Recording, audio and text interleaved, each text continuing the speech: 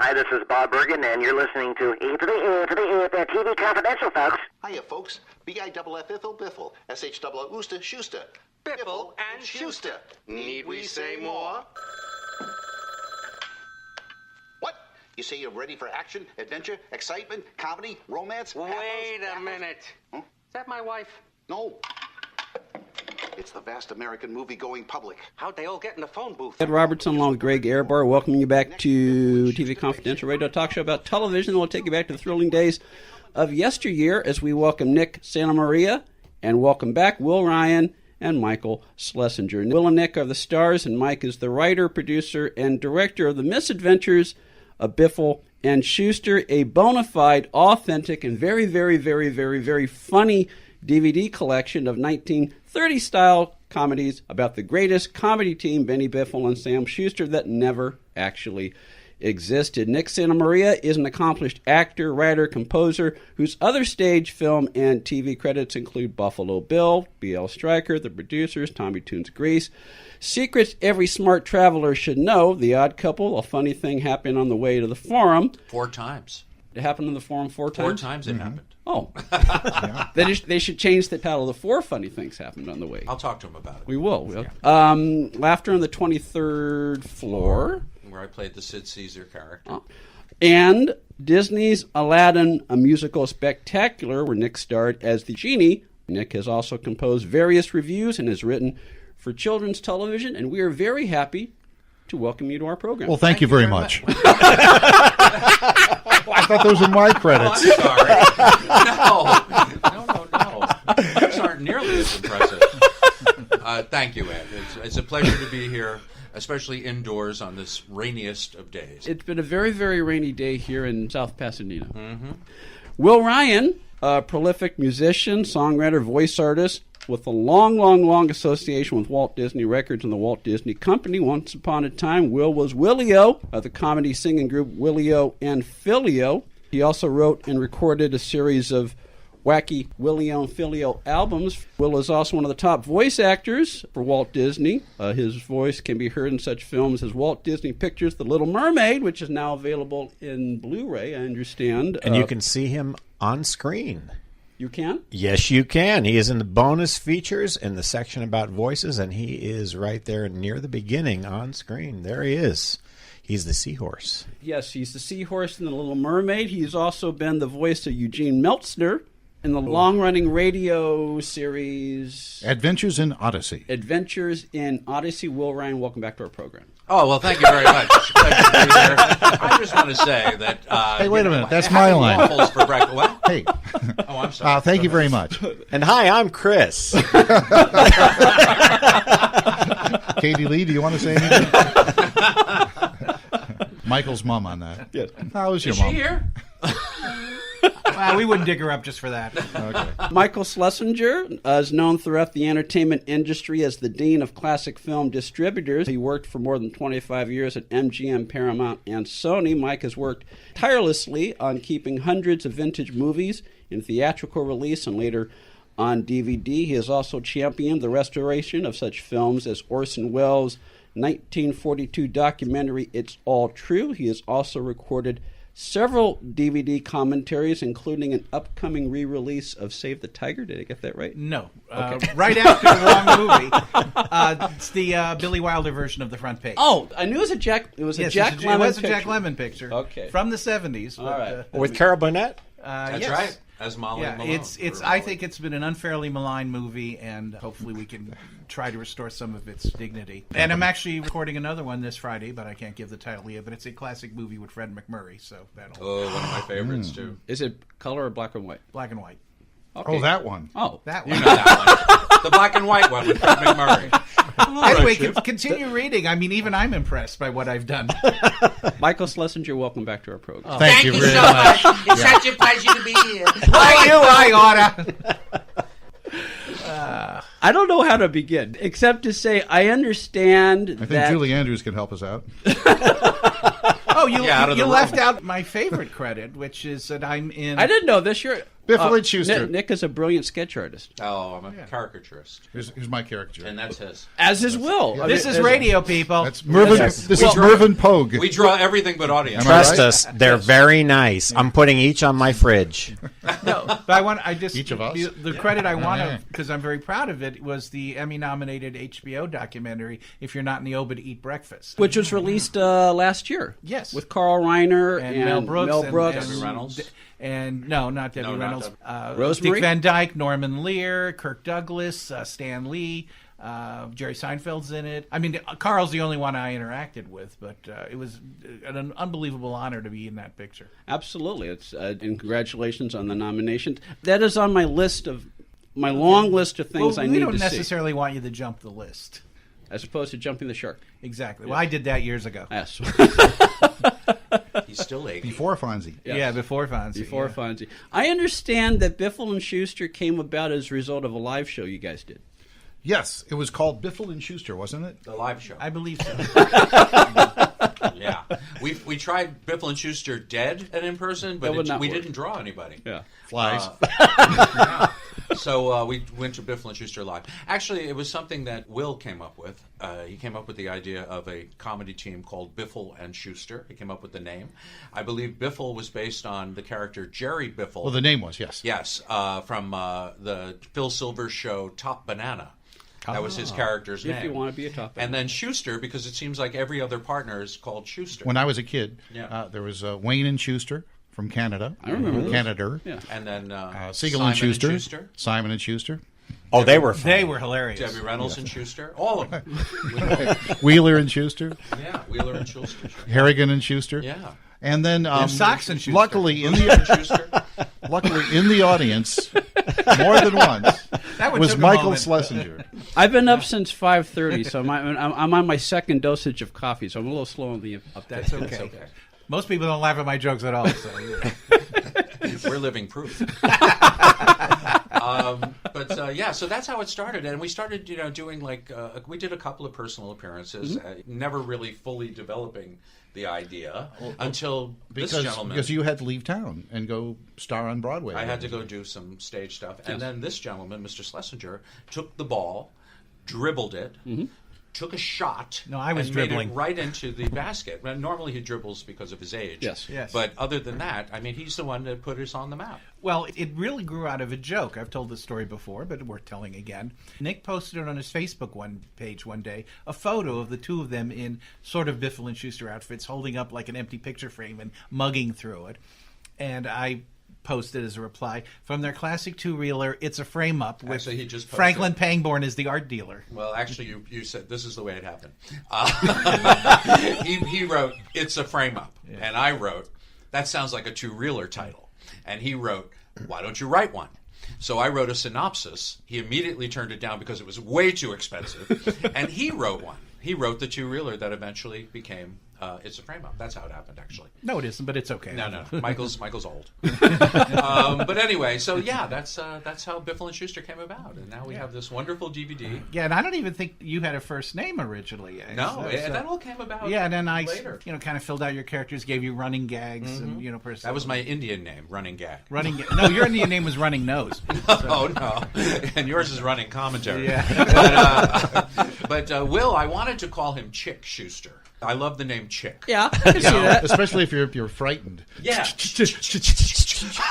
Yeah, the whole Lou Costello thing. Our guests this hour are Will Ryan, Nick Santa Maria, and Michael Schlesinger. Will and Nick are the stars, and Mike is the writer, producer, and director of The Misadventures of Biffle and Shooster, a collection of 1930s-style comedies that pay homage to the Three Stooges, Abbott and Costello, Laurel and Hardy, and other vintage comedy teams. The Misadventures of Biffle and Shooster is available on DVD through our friends at Kino Lorber. You can also find it at Amazon.com. Some of the Biffle and Shooster shorts are also available for streaming on demand through Amazon, Vudu, and other streaming platforms. You can follow Biffle and Shooster on Twitter at Biffle and Shoost. By the way, it is Lou Costello's birthday today, and I just wanted to pay tribute to probably my greatest influence, Lou Costello.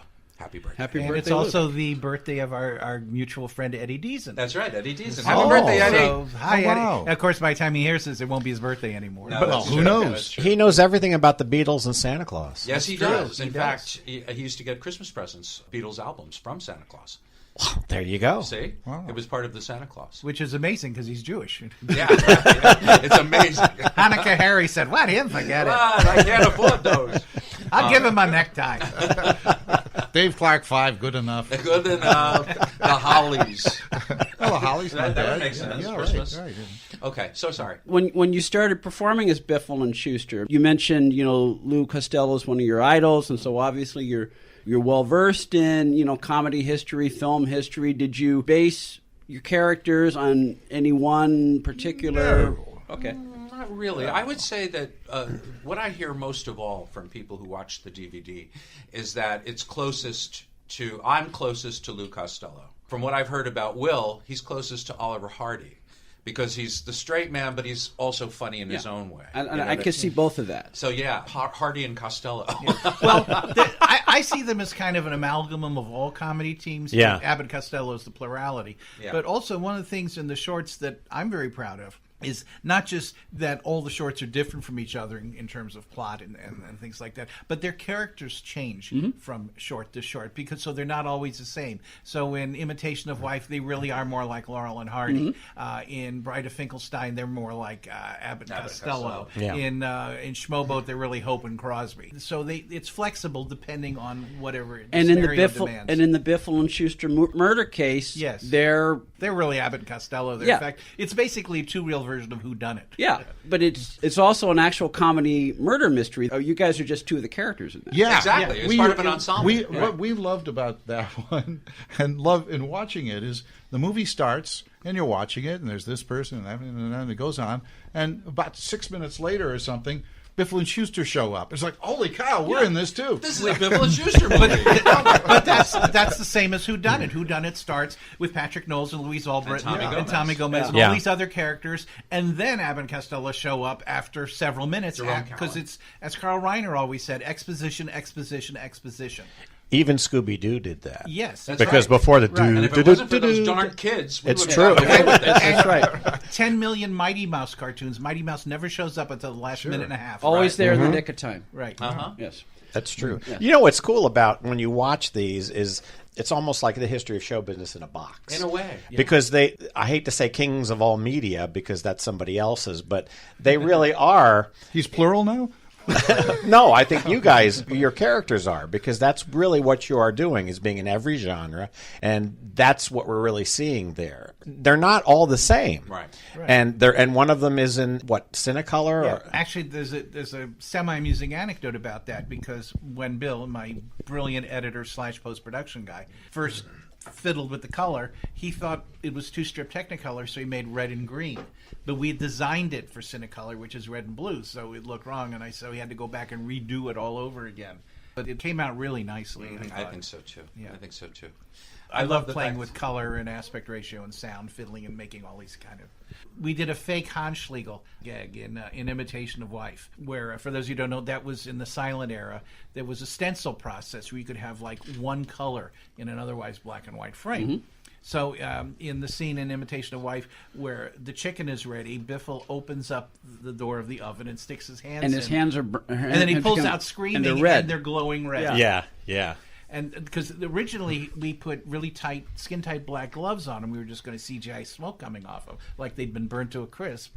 And then Stan Taffel, our friend, said, who's also in the short, said, "Wouldn't it be funny if the hands were red, glowing red?" I said, "Oh my God, that's brilliant!" It's like the Tingler. Yes, exactly. And thanks to the miracles of digital and computer, Bill did that in like 20 minutes. And it's one of the biggest laughs. But it's more funny because the color is so unexpected. Exactly. And again, it's one of the many cool things about the Misadventures of Biffle and Shooster is that, yes, that is a state-of-the-art technological thing, the Flaming Red Heads and the Black Man movie, but all the movies look like they were shot in 1935. I have an authenticity fetish. I wanted people to walk in late and think it was really made in the 30s. Which has And happened, that actually. happened. Yeah. Actually, at Cinecon, no less, where people you really...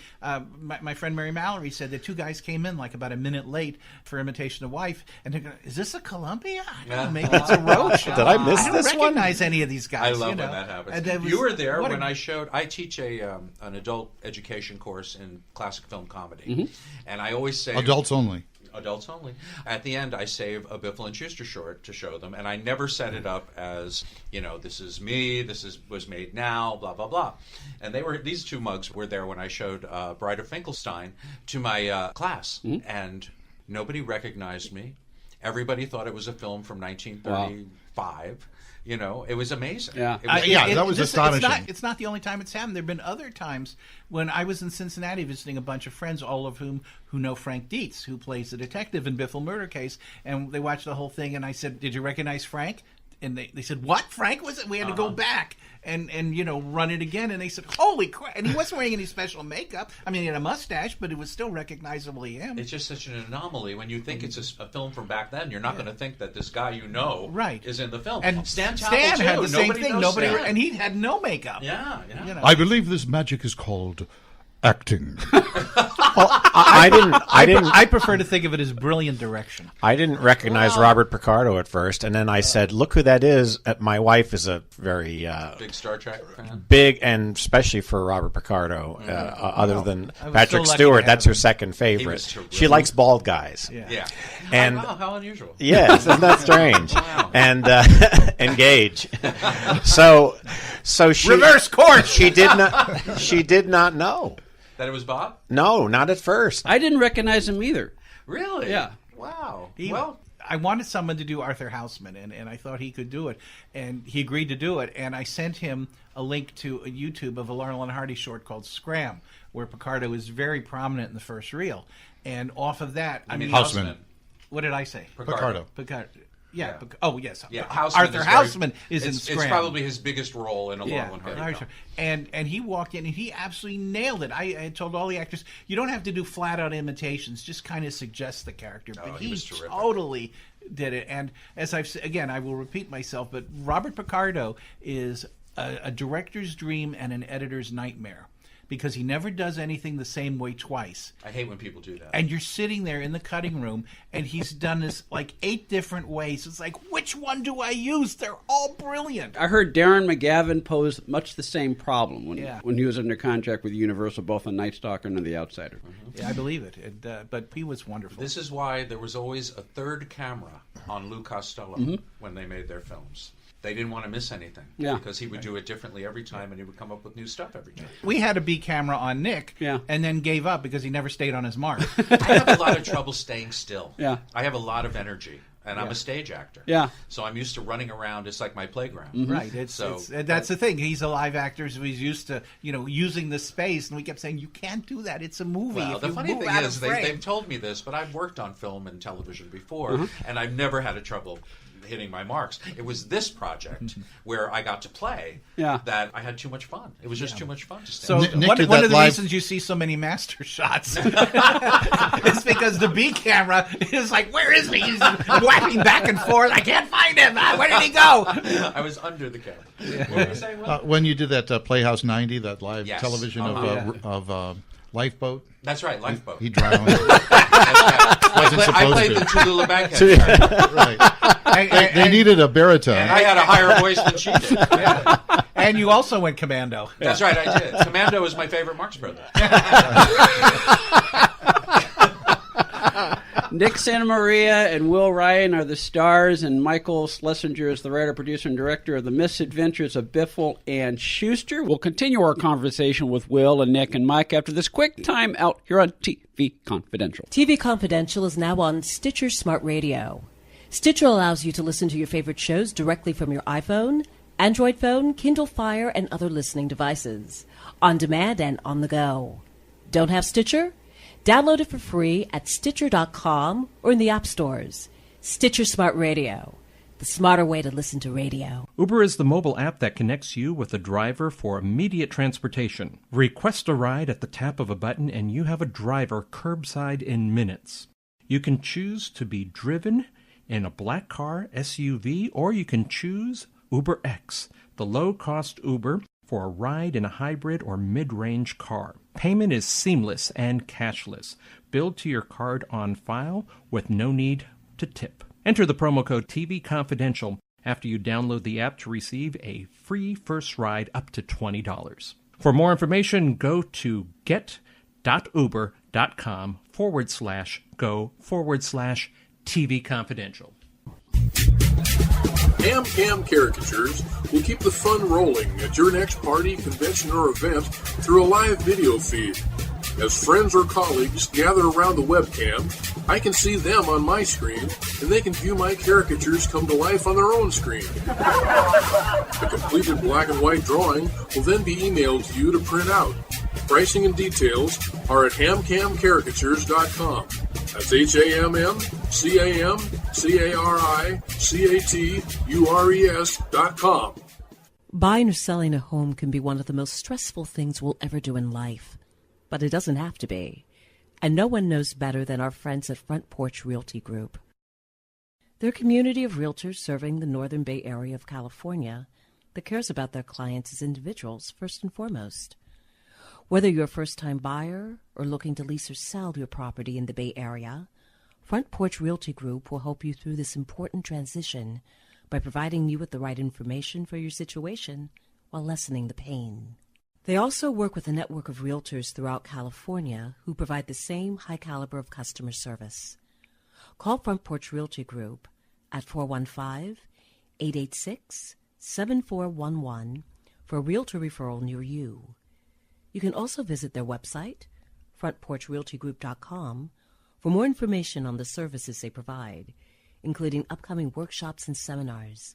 For more information, call 415-886-7411 or visit frontporchrealtygroup.com. Front Porch Realty Group.